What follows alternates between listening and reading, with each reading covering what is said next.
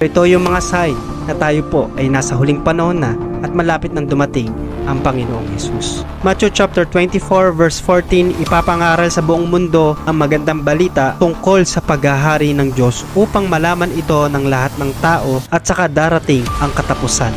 Ang huli na makikita nating senyales mga kapatid, lalaganap ang Ebanghelyo ni Kristo.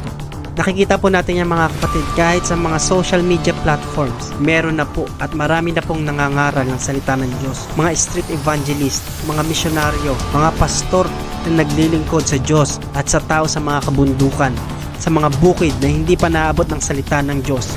Ito ay senyalis na tayo ay nasa huling panahon at malapit nang dumating ang Panginoong Hesus. Lalaganap ang Ebanghelyo ni Kristo. Great Evangelism. Magaganap po ito pag naganap na po ang Ebanghelyo ni Kristo daan mang lupalop ng mundo. Ito na po yung katapusan at darating na ang Panginoong Hesus. Upang tayo po ay makapanunggumpay sa mga temptasyon at sa grabing nangyayari po sa panahon natin sa huling panahon, tayo po ay manatiling tapat sa paglilingkod natin sa Diyos. Tayo po ay manatiling malinis sa paglilingkod sa Panginoon. Tayo po ay patuloy na mag-alab sa pakikiniig at pakikiisa po sa pangangaral ng salita ng Panginoon.